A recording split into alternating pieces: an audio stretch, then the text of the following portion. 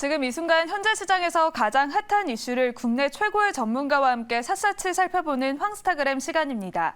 오늘 주제와 출연자를 나타내는 해시태그 살펴보겠습니다. 베이비스텝 7월 CPI, 8월 잭슨홀 미팅, CNBC 경고, 그리고 불확실성 이렇게 나타내봤습니다.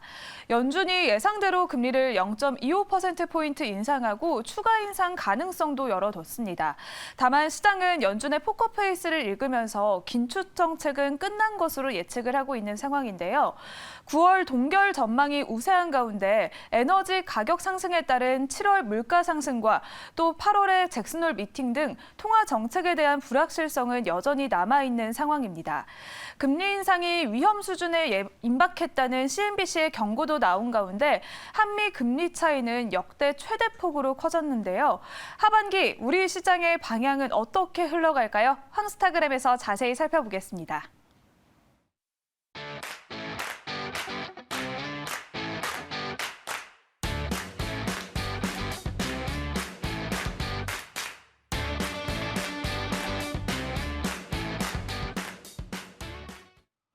네, 급변하는 시장을 진단하고 그에 따른 대응 전략을 세워보는 시간이죠. 황스타그램 시간입니다. 자, 이제 7월 FOMC 회의의 결과가 나왔습니다.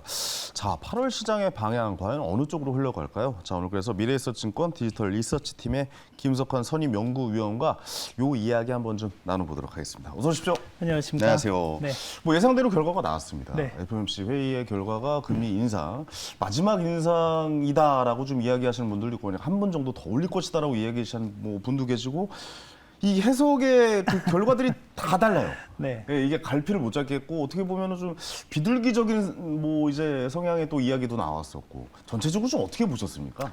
뭐 일단 시장이 예상했던 수준의 결과였다라고 네네네. 보시면 될 것 같고요. 이제 다만 이제 저희가 좀 봐야 될 부분은 뭐냐면 제가 작년 중반까지 인플레이션이 상당히 좀 급격하게 올라갔었고 그렇죠. 그리고 그 이후부터 1년 동안 인플레가 급격하게 또 완화되는 모습들을 좀 보였었거든요. 네. 그렇다라고 하면 이제 한 번의 작용과 반전이 끝났다라고 보여지고요. 그렇다면 이제 하반기가 상당히 좀 중요한 관건이지 않을까라고 생각이 되고요. 네. 이제 그렇기 때문에 연준이 약간 중립적인 의견을 내놓은 가장 큰 이유 중에 하나가 뭐냐면 분명히 저희가 한 2, 3년 전과는 좀 다른 금융 환경이긴 맞거든요. 왜냐하면 2, 3년 전 같은 경우에는 상당히 낮은 저금리 상황이었다고 하면 지금 같은 경우는 5%가 넘어가는 금리 그러니까요. 레벨이고 그렇기 때문에 이런 부분에서 나타날 수 있는 다양한 또 부작용들이 있을 수가 있습니다.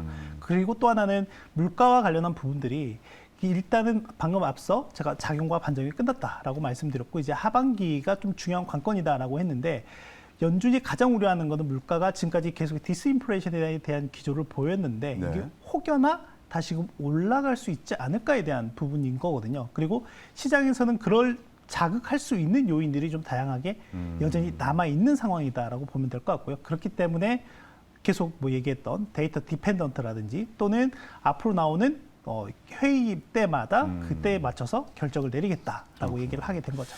그러니까 뭐 이야기를 뭐 종합해 보면 아직 그 리스크가 다 끝난 거 아니에요, 여러분들. 네. 그렇게 뭐 환호를 그렇게 지르시면 안 됩니다. 좀 기다려 보세요. 물가가 그렇게 다 잡힌 것도 아니고 어떤 약한 고리가 터질지도 몰라요. 뭐 이런 메시지도 있었던 것 같고. 네.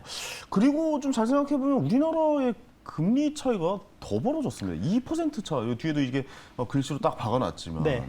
역대 최고치 2%포인트입니다. 우리나라 괜찮습니까? 이렇게 벌어지면? 뭐 이거 같은 경우에는 네. 이게 뭐 갑작스럽게 이렇게 벌어진 상황이 아니라 이미 1년이 넘는 시간 동안 점진적으로 좀 벌어졌던 시간이었었고요. 그리고 그렇죠. 그 전에 앞서서 우리나라 같은 경우는 2021년 중반부터 선제적으로 기준금리 인상을 했었거든요. 네네. 이제 그런 측면에서 본다라고 하면 시장은 어느 정도 이런 부분에 대해서는 좀 상당히 좀 적응을 했다라고 좀 보시면 될 것 같고요. 그렇기 때문에 뭐 지금 시장에서는 이런 금리 인상 차이에 대한 우려보다는 경제 펀더멘털이 점진적으로 개선이 되는지에 좀 더 포커스를 맞춰서 접근을 해보실 필요가 있지 않을까 생각이 됩니다. 네, 우리 주식이 지금 약간 좀 2차 전지 주식 그쵸? 위주로 네. 매물이 좀 나오면서 네. 굉장히 좀 혼란스럽잖아요. 금리의 영향은 좀 별로 안 받을 거라고 보십니까? 어떻게 뭐 보십니까? 크게 일단 영향을 받는 부분은 아닌 것 같고요. 일단은 전체적으로 뭐 2차 전지나 이런 성장주 섹터 같은 경우, 특히나 우리나라 같은 경우에는 수출 주도형 성장 기업들이 좀 많이 있기 그렇죠. 때문에 예. 특히 그런 이제 기업들의 전반적인 영업 이익이라든지 또는 업황의 개선 흐름들이 나타나는지가 더 중요할 것 같고요. 특히나 그런 부분들이 전체적으로 저희가 가장 직접적으로 볼 수 있는 게 수출 데이터이죠. 그렇죠. 예, 네. 예. 그런 부분들 좀 중점적으로 보시면 좋을 것 같습니다. 알겠습니다. 앞으로 뭐 실적이나 수출에 관한 이제 데이터나 이런 거 좀 어떻게 나올지 좀 지켜봐야 되는 시장이다라고 말씀해 주신 것 같습니다. 미국 증시가 네. 흐름이 나쁘지 않잖아요. 괜찮다라고 표현을 해야 될까요? 나쁘지가 않은 게 아니라 네. 엄청 좋죠. AI 섹터가 새롭게 생성이 되면서 네. 뭐 거의 다 정고점을 뚫고 있는 모습들, 빅테크 위주로 그런 모습을 좀 보여주고 있는데 뭐 기업들의 실적도 연이어 좀 발표가 됐어요. 전체적으로 좀 미국 시장도 좀 진단을 한번 해주시죠. 뭐 일단 지금 이런 상황이다 보니까 방금 말씀해 주신 대로 미국 상황이 워낙 좋은 상황이다 보니까 월가 내에서도 전체적으로 목표 주가를 계속 올리고 있는 상황이거든요. 네네. 그 준비한 화면을 통해서 한번 보시면 실제로는 이제 연초부터 보면 목표 주가와 현재 주가 간에 네. 괴리가 좀 많이 있었던 상황이었었는데 이런 부분들이 점진적으로 좀 축소가 되는 과정이 있다라고 보면 될 것 같습니다. 목표 주가가 상향됐군요. 네, 특히나 이제 6월 중순 이후부터 흐름을 살펴보면 목표 주가가 대략 한 4% 가까이 상향 조정되는 모습들을 좀 보였다라고 보면 될 것 같은데요. 네네. 근데 이제 옆에 그래프는 뭐냐면 현재 주가와 목표 주가 간의 괴리율을 좀 나타낸 그래프라고 좀 보시면 될 것 같은데 이 현재 주가와 목표 주가 간의 괴리율이 최근에 보면은 거의 뭐 역사적으로 보면 이 고점 수준까지 내려왔다가 그러네요. 네, 잠깐 또 내려오는 모습 보이는데 여기에서 이제 저희가 향후에 봐야 될 건 두 가지일 것 같아요. 이 괴리율이 향후에 평균 수준으로 회귀한다라고 하면 뭐 말 그대로 목표 주가가 더 크게 올라오거나 또는 현재 주가가 더 내려올 수도 있는 상황이겠죠. 그렇군요. 그러니까 어찌됐건 일단은 시장에서 생각하는 어느 정도의 그 정점 라인은 좀 벗어났다라고 좀 보시면 될 것 같고요. 다음 그림을 좀 보시면 좋을 것 같은데 또 하나는 뭐냐면 시장이 이렇게 좋은 상황이다 보니까 개인 투자자들의 투자 심리가 상당히 좋은 모습을 보이고 있습니다. 그러네요. 뭐 우리나라 같은 경우에도 보면 최근에 2차 전지라든지 일부 섹터를 중심으로 또는 일부 기업들을 중심으로 해서 개인 투자자들의 투자 심리가 상당히 좋은 모습을 보이고 있고 네. 수급을 거의 주도하고 있다라고 보시면 될 것 같은데 근데 과거에도 뭐 그런 상황이긴 하지만 이런 개인 투자자들의 투자 심리가 상당히 좋은 모습을 보였을 때는 또 한때는 역발상 투자 지표로도 활용이 됐었다라는 네네. 것도 일단은 좀 염두에 두실 필요가 있을 것 같고요. 네. 지금 이제 2분기 어닝 시즌이 계속되고 있는 그렇죠. 상황이거든요. 네. 그 얘기를 좀 해야 될 것 같은데 좋습니다. 아까도 이제 얘기하셨던 것처럼 기업들의 어닝 시즌이 진행되고 있는 가운데 뭐 빅테크들 같은 경우는 상당히 좀 양호한 실적을 좀 내고 있는 상황이다. 뭐 빅테크는 이렇게. 언제든지 네, 좀 그랬었죠. 어닝이 좋은 것 같아요. 예. 근데 좀 봐야 될 부분이 있습니다. 그래서 좀 가져왔는데 지금 이거 같은 경우에는 이제 저희가 특히나 기업들이 실적 발표하면서 시장이 가장 좋아하는 거는 시장 예상 대비 얼마만큼의 양호한 그렇죠. 실적을 냈어. 그걸 네. 이제 우리가 흔히 보면 이제 서프라이즈 비율이라고 얘기를 하는데 지금 같은 경우에는 이제 S&P 500 기준으로 보면 검정색 선이 실제 지금 발표치고요. 그리고 주황색 선이 예상치였어요. 근데 맞아요. 보면 팬데믹 이후, 그러니까 2020년 이후부터 움직임을 한번 살펴보시면 전체적으로는 예상 대비 항상 결과치가 더 좋았었다라고 하는 거죠. 네. 지금 현재 기준으로 보면 S&P 500 기준으로 한 30% 정도의 기업들이 실적 발표를 마무리했는데 지금 보면 좀 엇갈렸습니다. 그렇죠. 지금 실제 발표치가 시장 예상을 좀 하회하고 있는 모습이 좀 나타나고 있다라고 하는 거고요. 근데 아시다시피 작년부터 기준금리를 계속 인상을 하다 보니까 기업들이 정리 해고도 하고 비용 절감에 대한 다양한 조치들을 취하면서 이익단은 상당히 좀 좋아지는 모습들을 보였었거든요. 네네. 그러다 보니까 EPS 서프라이즈 비율이 지금 보면 5년 평균을 훌쩍 상회하는 모습을 좀 보이고 있는데 중요한 거는 매출단의 서프라이즈 비율이 5년 평균을 하회하고 있다고 하는 겁니다. 그리고 또 이런 부분들은 조금 우려스러운 부분이다라고 보면 될 것 같습니다. 아니 근데 기업들이 약간 저는 그런 생각도 하거든요. 그러니까 목표치를 일부러 좀 낮게 이야기하는 건가? 그렇죠. 그런 원래 생각도 뭐 들어요. 워낙 이제 기대치가 워낙 좀 낮아져 있던 그렇죠, 상황이었었는데 그렇죠. 근데 네네. 지금 같은 경우에는 현재까지만 놓고 본다라고 하면 기대치보다 더 지금 안 좋은 현재 상황인 거죠. 그러니까 지금 기대치보다 더 좋다. 일부 기업들은 상당히 좀 잘 나오고 있는 상황이긴 하지만 일단 대다수의 기업들이 좀 안 좋은 모습들이 좀 나타나고 있다라는 걸로 좀 이해를 하시면 될 것 같아요. 알겠습니다. 또 이 통화 정책에 대해서 좀 이야기를 나눠보겠습니다. 통화 정책, 자 이제 앞으로를 좀 봐야 될 것 같아요. 그러니까 CPI 지수도 그렇고 아무래도 물가가 안 잡히면은 금리를 뭐 2번 올리겠다라고 했으니까 네. 그렇게 뭐 선언을 해버렸으니까요. 어떻게 보세요? CPI 지수나 이 통화 정책이나 이제는 좀 이제 좀 잦아들까요? 이렇게까지 올려도 왜냐하면 서브프라임 모기지론 때보다 금리가 더 오른 거 아닙니까? 지금? 그렇죠. 지금 2001년 이후에 가장 높은 금리 레벨이라고 보시면 될 것 같고요. 네네. 일단 전체적으로 보면 지금 미국 같은 경우에는 상당히 제한적 긴축 영역이 들어왔다라고 보면 될 것 같고요. 다른 네. 뭐 유로존이라든지 영국 이런 나라들에 비했을 때 상당히 통화 정책 측면에서 보면 여유가 있다라고 볼 수 있을 것 같아요. 그렇군요. 이제 그런 측면에서 우리가 좀 잘 볼 수 있는 게 뭐냐면 미국의 기준금리와 2년물 국채금리 간의 상관관계를 좀 보시면 좋을 것 같습니다. 실제로 기준금리 그 연준의 통화 정책을 잘 반영하는 게 2년물 국채 금리니까요. 근데 보시다시피 기준 금리가 동결 시점에 들어가기 직전에 네. 그러니까 항상 2년물 국채 금리가 먼저 정점을 찍고 그러네요. 하회하는 모습을 보였다라고 네. 본다라고 하면 지금 같은 경우도 보면 이제 그런 경우와 동일하다라고 보면 될 것 같아요.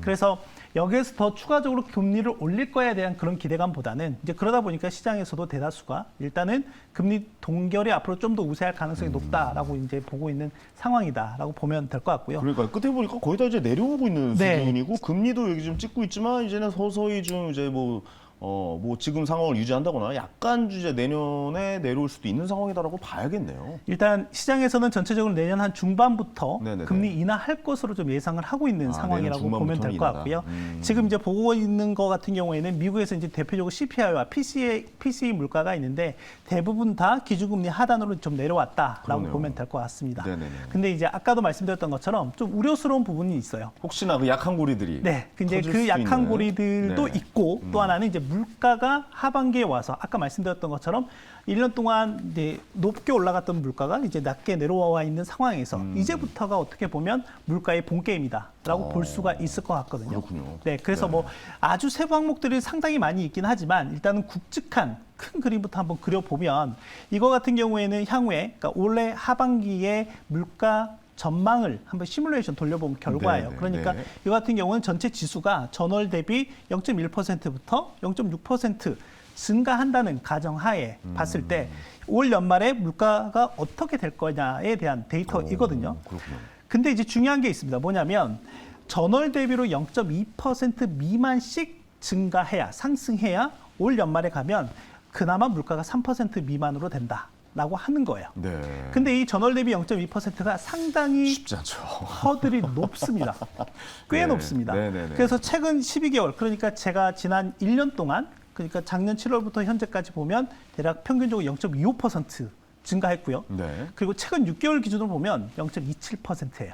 그러니까 이 0.2%라는 하는 게 얼마나 타이트한지 아시겠죠? 이렇게 금리를 올렸는데도 이렇게 되면은 야, 진짜 이거 물가를 잡는 게 쉬운 게 아니네요. 뭐 네. 실제로 보면 이게 전체적으로 이제 수요라고 하는 부분이 네네네. 상당히 좀 타이트하게 유지가 되고 있기 때문에 그렇다라고 볼 수가 있을 것 같아요. 아무래도 좀 실업률도 안 떨어지고 있는 이유도 맞습니다. 뭐 거기에 포함이 네. 되겠죠. 네, 그래서 이제 그런 요인들, 그러니까 향후에 이렇게 물가가 올라갈 수 있는 요인들을 좀 정리를 했는데요. 네네. 바로 좀 다음 그림을 한번 좀 보시면은 일단 첫 번째 요인 같은 경우에는 이제 가장 가격 변동성이 큰 요인 중에 하나가 바로 네네.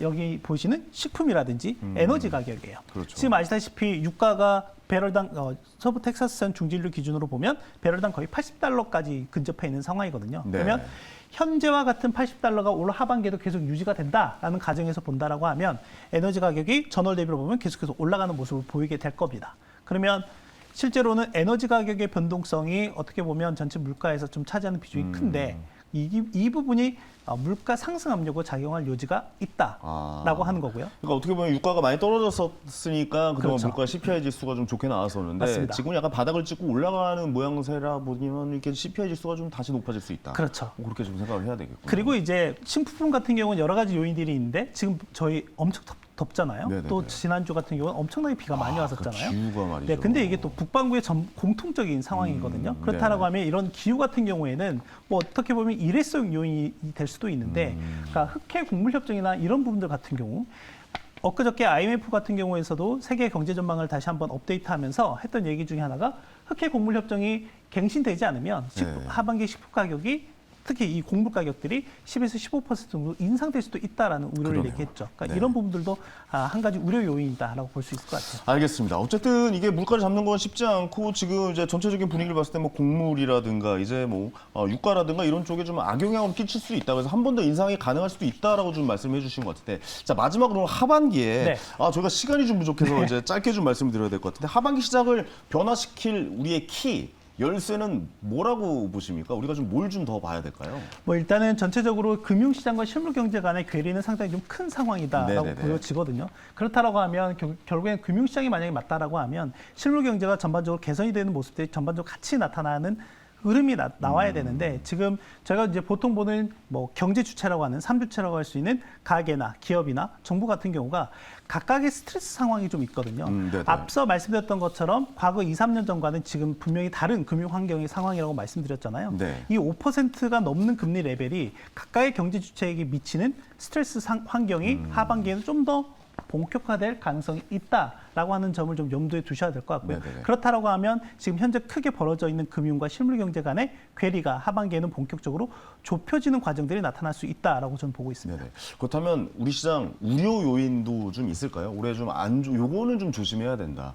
뭐 이런 일단 부분도 있을까요? 전체적으로는 저희가 아까도 말씀드렸지만 이제 수출이라고 하는 부분이 매우 중요한 키 수출 인디케이터라고 중요한. 말씀드렸는데 네네네. 지금 7월달 1일부터 20일 기준으로만 본다 하더라도 일단 다시 지금 또 두 자릿수 감소율을 또 보이고 있는 상황이거든요. 맞습니다. 그리고 앞서 말씀드렸던 것처럼 지금 전체적으로 실물 경제가 둔화되는 모습들이 단순하게 뭐 우리나라뿐만이 아니라 지금 유로존이라든지 중국이라든지 이런 부분들에서 다방면으로 좀 나타나고 있는 상황. 그리고 미국 같은 경우에도 약간의 엇갈리는 부분들이 좀 있기는 하지만은 분명히 제조업이나 서비스단에서 둔화되는 모습들이 같이 좀 나타나고 있거든요. 네네네. 그러면 글로벌 수요가 감소하는 부분에 있어서 우리나라의 수출 경기 자체도 좀 둔화될 수 있는 부분도 있다라고 하는 거죠. 그러니까 이게 어떻게 보면 우리나라만의 문제는 아니고 이제 전 세계적인 약간 이 수출에 좀 문제가 좀 있는 거군요. 그렇죠. 아무래도 뭐 지난해에도 지난해에도 IMF라든지 또는 네. 그 세계 경제기구에서 얘기하긴 했지만은 전체적으로 글로벌 물동량 이런 부분들이 좀 감소하고 있고 이제 오늘 밤에 미국의 2분기 GDP 성장률이 발표가 될 텐데 네네네. 특히 이걸 이제 프락시 지표를 활용할 수 있는 게 애틀란타 연에서 나온 GDP 나우라고 하는 데이터가 있는데 네네.